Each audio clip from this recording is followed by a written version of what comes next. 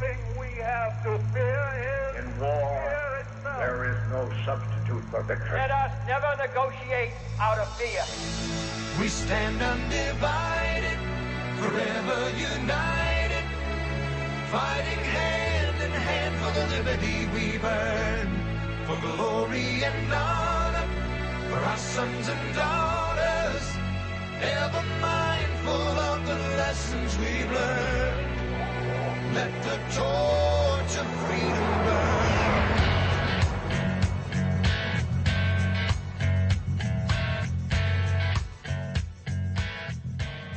You found your way to the intersection of faith and politics. This is WallBuilders Live with David Barton and Rick Green. You've joined us in a four-part series from Constitution Alive. It's actually Section 6 out of Constitution Alive. That's the chapter where we cover the presidency, and we talk about how to get the presidency back into its proper constitutional powers. Today is the conclusion. It's a four-part series, so if you missed the first three parts earlier this week, they're all available for you right now at wallbuilderslive.com. We're going to pick up right where we left off yesterday. If you would like to learn more about the entire Constitution Alive DVD program and workbook, it can be found at constitutionalive.com. We're going to pick up where we left off yesterday. Here's Constitution Alive, where we're talking about the presidency. Over time, beginning with Washington, you started having executive orders from the president to make sure that the laws were faithfully executed.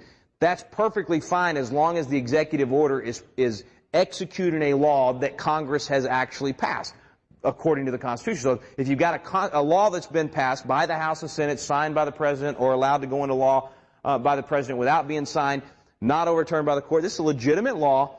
It creates some agency or some process. The President has to see that that's executed faithfully. Sometimes they have to issue orders about how it's going to be executed. As long as that is within the purview of how the law was passed, it's perfectly fine. So presidents have always done executive orders. I think Reagan did, I think it was 280 or something like that. Bush had about 300. I don't know what the number is on Obama at this point, but they've all done it. The difference is when a president issues an executive order that is not a law passed by Congress. That's a problem. Or when the president issues an executive order that's the exact opposite of what Congress passed as a law. Or let's say that Congress is considering a law, and last year they said no to that law.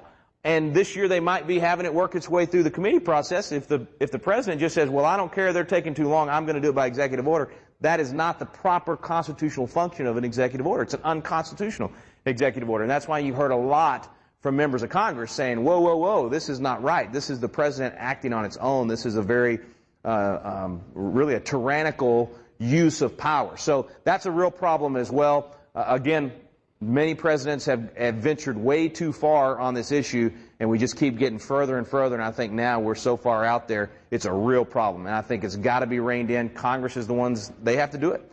You take these recess appointments. Congress has to push back by standing up and saying, we're not going to approve another appointment until you reverse those appointments. Executive orders that are unconstitutional, we can sue, so that I'm sure people are suing, and it's going to make its way to the Supreme Court. The Supreme Court may overturn. They have a couple of times overturned executive orders. Congress needs to stand up and say, we don't agree with that executive order. Here's a law actually reversing it. So these are battles that, again, you've got to have people that are willing to say the Constitution is more important than one party or another party's political agenda. It's always got to be, the process has to be defended. The concepts these guys put in place have to be defended.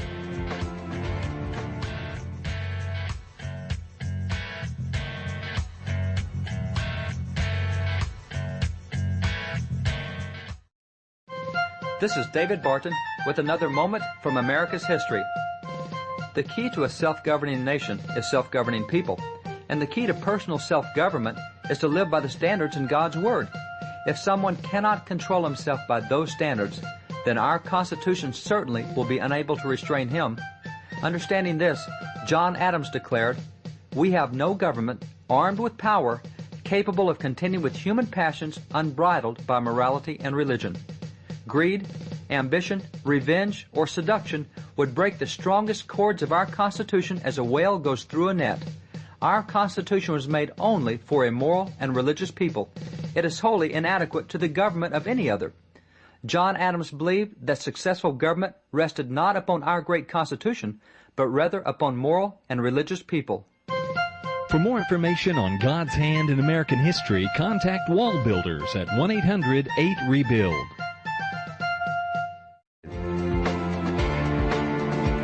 So we're doing the most important part right now. We're getting educated. Now it's our job to go back and help get them educated and choose leaders that will take that oath seriously. All right, we covered a lot of ground there on the presidency, but there was a question about oaths, and it reminded me, you actually do a whole talk on God and the Constitution. There's a CD of that that's going to be included in the package here, so folks can go dive in deep there, and you cover oaths in that a little bit. But give us a little bit of taste of that. How important are those oaths, and how do you get people to uphold them? Yeah, the way the Founding Fathers believed that you upheld oaths was you were more scared of God than of not following your oath. Because if you take an oath of office, nobody really knows if you lied or not, but he does. So that's not about you. If I take my oath, it's not so you hold me accountable to that oath. It's because I know God's going to. God, you don't need it, but I'm agreeing with you to give you permission that you nail me if I lie. Yeah. And so what it does is, as they said in another document, it binds the conscience in the most strongest ties. It's what gets you up here and says, you know what, I promise God I can't break my word. You know, I might can do a lot of things with the people and turn my back on them and they wouldn't know I was doing it and whatever. And so because a lot of that stuff does happen behind the scenes. I mean, if you're going to hold a public servant accountable, there's going to be times where there's, committee meetings you don't know what's happening, back deal rooms. It's just part of the process. It's going to happen. That's right. You want that person to be thinking about that oath and that conscience. And you will find that in those early state constitutions, including the one written by Ben Franklin, 1776 Constitution of Pennsylvania, it said, we don't want you holding office unless you believe there's a future state of rewards and punishments. So if you didn't have faith in an oath, I mean, if you didn't think that an oath would hold you accountable, if you didn't believe in God, we don't want you there because we can't hold you accountable in that back room deal. Rick, if you say, I swear before God I'll do this, you just put a burden on yourself that says, I swore before God. Yeah. But if you say, oh yeah, I'm going to do that, I have to trust in your goodness. And maybe you're a good guy, maybe you're not. And so for some political officials, maybe they are, maybe they aren't. But by doing the oath the way they did it, and see, there are books out there that are called like the Godless Constitution, suggesting that this is all secular stuff. Yeah. You can only say that if you know nothing about history and nothing about what the founders did. So let's take the oath clauses, because there are 5 oath clauses in the Constitution. Oaths are a big deal to the Founding Fathers. And from their standpoint, there is no such thing as a secular oath. Let me just run you through some of their quotes. Okay. James Madison said that an oath is the strongest of religious ties. I'm sorry, secular people may not like that. Oath is a religious tie.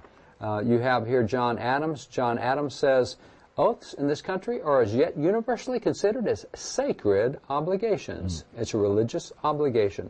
You have James Iredell. He's a ratifier of the Constitution. He was put on the U.S. Supreme Court by George Washington.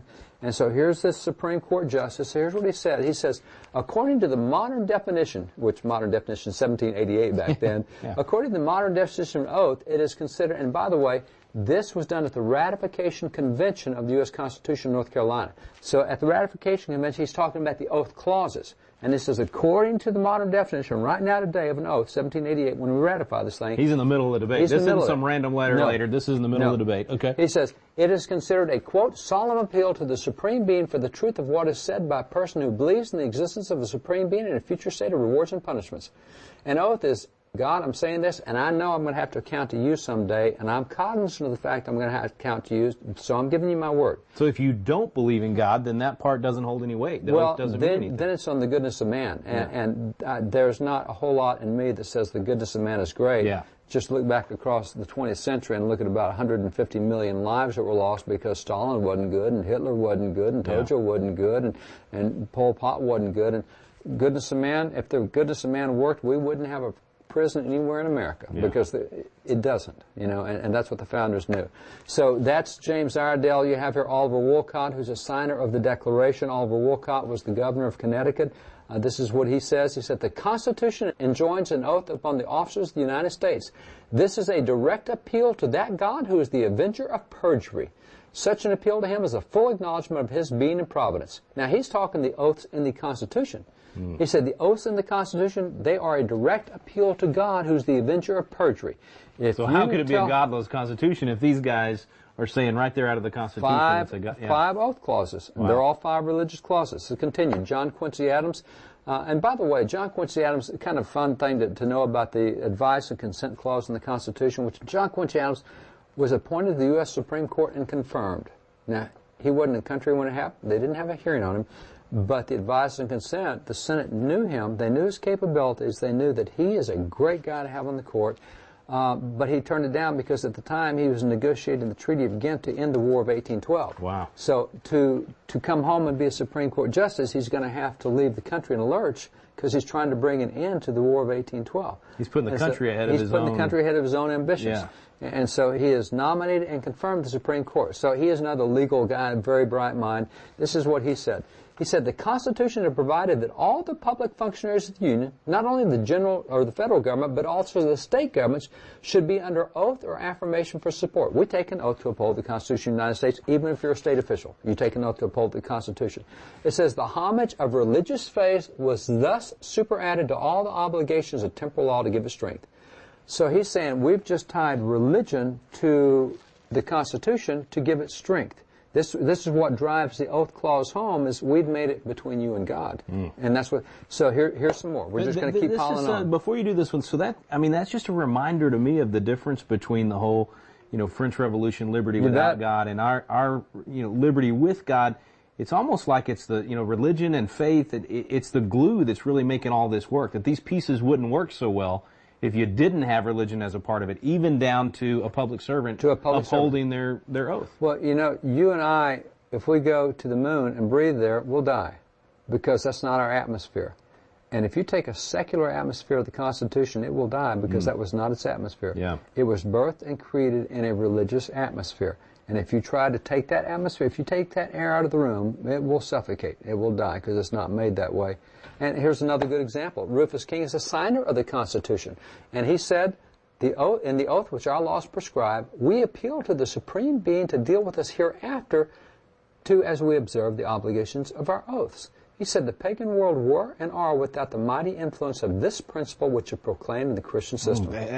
So here again, the difference between our formula and other formulas, the reason it's worked so well is because in this Christian system we have this mighty influence of accountability to God for those oaths. That's huge. And that's why in the Declaration, again, of the 6 principles, number 1 is there is a Creator. Yeah. And He created you, therefore He can tell you what to do, and you'll have to answer to your Creator someday. So that was the belief. Here's another one, John Witherspoon. Now, John Witherspoon, signer of the Declaration, he trained a number of the Founding Fathers as president of Princeton University. This is what he said.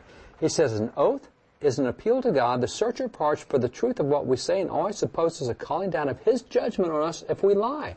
He says, persons entering on public office are obliged to make oath that they will faithfully execute their trust. He said in vows, there's no party but God and the person himself who makes the vow. When you take an oath, it's between two people. It's between you and God. It's not between you and the nation or anything. It's between you and God. That's what the oath is. He continues, an oath therefore implies a belief in God and His providence, and is indeed an act of worship. Wow. You mean the Constitution has 5 acts of worship? Yeah, it's got a lot more than that, but this is what, I'm telling you, these are the guys that did this and helped write this. One final example, George Washington, in his farewell address, this is what he says. He says, where's the security for property, for reputation, for life, if the sense of religious obligation to serve our oaths? If our oaths become secular and you don't feel like you're counting to God, there's no guarantee there. There's no guarantee.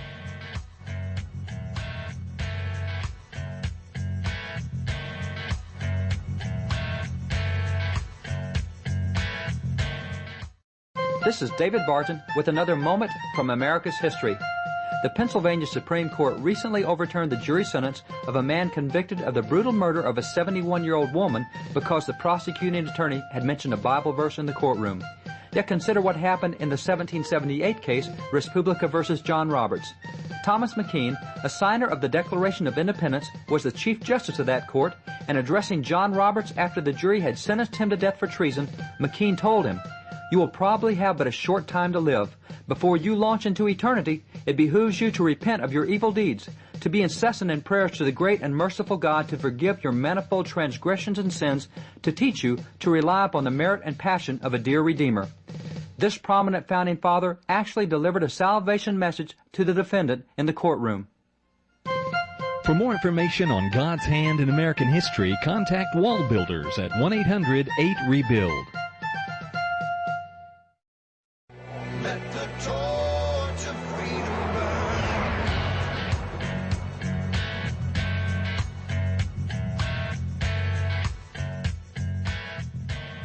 Now, how do you get people to observe their oaths? You get them to be cognizant of God. You get them to be aware that they will answer to God. And if they lie to us, the people, they're going to have to deal with God. And this is not one person here. You've gone through the Father of the Country, you've got signers of the Constitution, signers of the Declaration. I mean, all these huge founding fathers. I give you all these legal books. I don't even need signers. I'll give the commentaries they wrote afterwards. I'll go through their legal, I'll go through the court's legal rulings. I mean, this is not like I've concocted something here. This is all over their documents. And this comes straight to that Exodus 18:21. They've got to fear God. One of those key elements. If they fear God, able men such as fear God, not one or the other. You need able men who fear God. Yeah, then that oath will mean something. Then the oath which means means something. when we're choosing, we need to be thinking about the oaths that this person is, the oath this person is going to take for their office. It doesn't mean anything unless we choose people that believe in God and that actually want to be held accountable. And you better choose people that way, because 99% of what they do, as you pointed out, is done in private. Yeah. You know, if you think of 10 to 13,000 bills generally every year that are introduced in the federal Congress, you can probably name 5. You don't know half of what's going on. Well, let's take a presidential example in terms of what since this is Article 2 here in this particular section. So some of the things a president does that Absolutely. How about some of those appointments? We had a question on exceptions that don't have to go through the Senate. That's right. So this is going to be an action where nobody's going to be able to hold the president accountable to.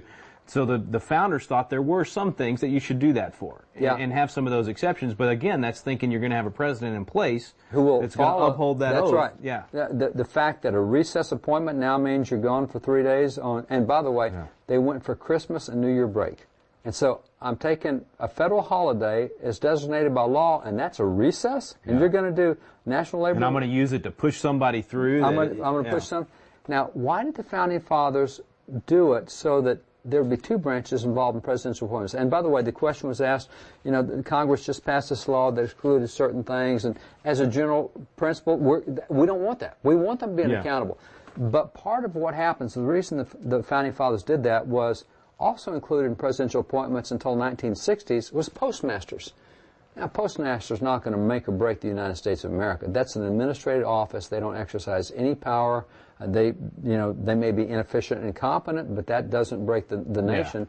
So it's not an abuse of power. So in the 60s, Congress passed a law that says, hey, postmasters, let's not have Senate confirmation on them anymore. I mean, that's not a danger. And so what happens is with now more than 1,000 agencies, and some say as many as 1,300 federal agencies, the president has thousands of appointments to make. And some of them are just clerical. You know, some of them, they don't have decision-making power. They have to execute their duty. Then that's not really the people you want to confirm. But that's not what happened in these other recess appointments where they're trying to cram people through that the Senate opposed already. Right. Those were appointments that really do have a major impact, should not have been snuck through in a recess appointment. And so when you look at that appointment clause with the advice and consent of the Senate, how come we just don't let the president pick his own guys? And the founding fathers answered that. Matter of fact, if you go to the Federalist Papers, that is their commentary on the Constitution. This is written to help ratify the Constitution. So they're looking ahead to how this thing's going to work. And the 3 authors there, you got Madison and John Jay and Alexander Hamilton. Now, here's what they said about why you have 2 branches involved in a nomination. When you have a nomination that you want somebody to confirm that, here's what it explained. It says, it would be an excellent check upon a spirit of favoritism in the president and would tend greatly to preventing the appointment of unfit characters. If he can put in whoever he wants and nobody can say, whoa, that guy's incompetent. You know, that guy is whatever. That guy's got a criminal record. If you can't have somebody to be a check and balance, then he can run through everybody that is a supporter. He's appointing his cousin, his brother-in-law. You betcha. Nepotism comes in. It says, he would be both ashamed and afraid to bring forth from the most distinguished and lucrative stations candidates who had no other merit than that of coming from the same state to which he particularly belonged, or being some other way personally allied to him, or possessing the necessary insignificance and pliancy to render them ubiquitous instruments of his pleasure. That is just his political hacks. I'm rewarding my guys, putting them in office, and these are my guys, and they're going to care. That's why you have the second branch involved. But that only works because we still see some of this because the Senate's not doing its job. It's back to those constitutional arms. You know, if the president's allowed to just put anybody in that they want, then the Senate's falling down on their duty. Well, the Senate says, you know, the president won the election. With that, he wins the right. Yeah, I've heard that, No, you didn't take an oath to uphold the election. You took an oath to uphold the Constitution. That's right. And that's a whole, and unless you, again, worry that you're going to have to answer to God for what you do, then why not just rubber stamp anything he wants? But if you have to answer to God for upholding the Constitution and protecting the liberties of the people, Now you're a whole lot more independent from anything that any party wants or anything that any person wants. Here's another one. Roger Sherman, one of the 6 guys who signed the Declaration and the Constitution. Actually, he's called a master builder of the Constitution. He's the guy who came up with the bicameral system, the House and Senate, which then we used in the Electoral College. And so he's got Now, when you use that phrase master builder, does that mean that they came up with major components? Is that well, master builder is you had 55 guys there, and some were a whole lot more active than others. Okay. And some, you know, we often call James Madison the father of the Constitution, which is kind of nonsense because he has a letter said, "You can't call me that." He said, "Don't call me that." Well, they said that he more than any other had, and he said, "No." He said there were a lot of minds, and so what historians used to say was that you have Roger Sherman, you have George Washington, you have Charles Pinckney, and actually Charles Pinckney nobody talks about. The Constitution looked closest to all the things he proposed. He's the guy who got it most right for what the people chose.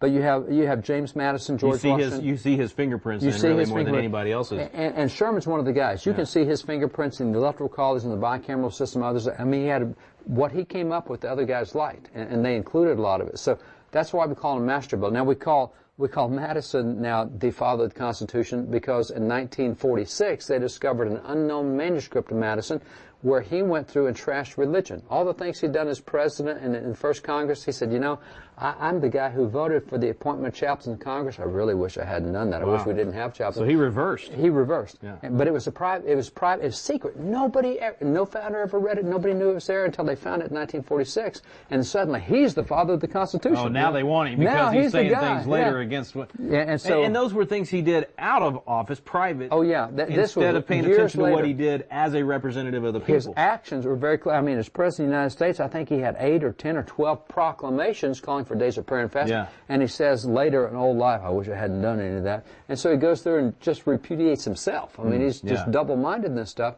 And so rather than looking at what he did, and who cares what he believed individually, because the other founding fathers set up laws and stuff that were different, now we say his personal opinion later in life that no one ever knew he had. Because it fits their agenda. That's exactly the only reason. That's exactly it.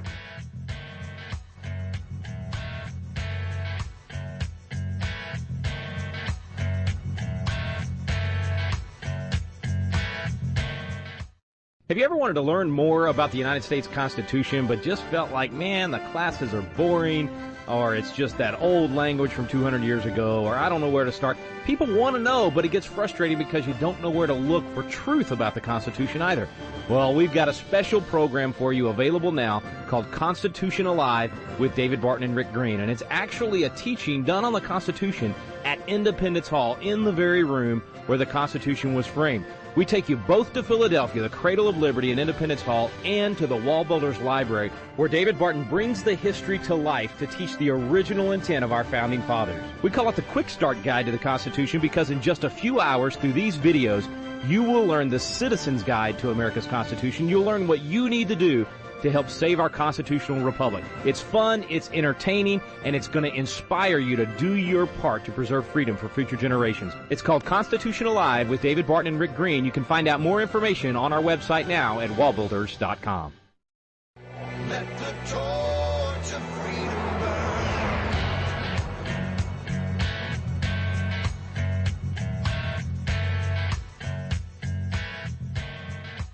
Madison did have an impact on the Constitution, no question, but he's one of many. Well, you take Roger That's Sherman. why I love your approach. You step back and you say, we're going to look at all these guys. That's right. We're going to learn from all of them, and here's another one that most people hadn't heard of, and he's a master builder. He's a master builder. And so in talking about why it is that the Senate advises and consents the president on nominees, this is what he said. He said, if the president alone was invested with the power of appointing all officers and was left to select a council for himself, he'd be liable to be deceived by flatterers and pretenders to patriotism who would now have no other motive but their own profit and their own self-seeking gain. He says, we can help recognize and flush out some of these guys that are just mere people looking for their own profit. I want to build my resume. He said, we can help make sure you get people in there who are willing to serve. Because there's accountability from another branch. It's not just one person doing it on their own. And then finally, Justice Joseph Story, who's put on the court by President James Madison, and he did the famous commentary on the Constitution. If people want to buy a good book on the Constitution, you can buy that reprinted 1833 commentaries on the Constitution. There's one that's called the Familiar Exposition of the Constitution. It's 1 volume. His actual work was 3 volumes long. And it's very thorough. It goes through every clause of the Constitution. It's great. But in his commentaries on the Constitution, this is what he said. He says, the consciousness of this check will make the president more circumspect and deliberate in his nomination for office. If he knows that he has to get him by somebody who's watching, he's going to be a lot better in his choices. Yeah. And that's why we have the advice and consent clause. And so the question about, what happens when Congress takes some out, well, if they're postmasters and that kind of stuff, you don't worry about it. But the reason they were put there in the first place is to make sure we don't get bad folks heading government agencies. Accountability. We talked a lot about abuses of power. We talked about things that get done in private, so you want to have people you can trust.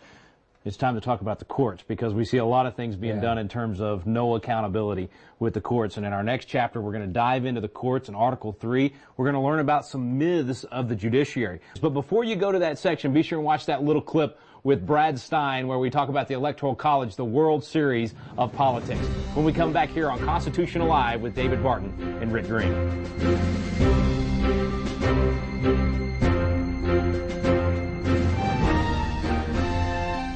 Hope you enjoyed this 4-part series on the presidency out of Constitutional Live with David Barton and Rick Green. That's just one section out of 11 in the entire Constitutional Live program, which is on DVD and a workbook. You can find out more at constitutionallive.com.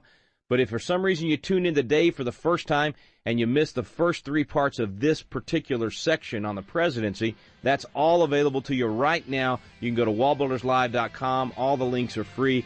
Get on there, listen to it, share it with your friends and family. Let's do our part in restoring this constitutional republic. You've been listening to WallBuilders Live. We stand undivided forever.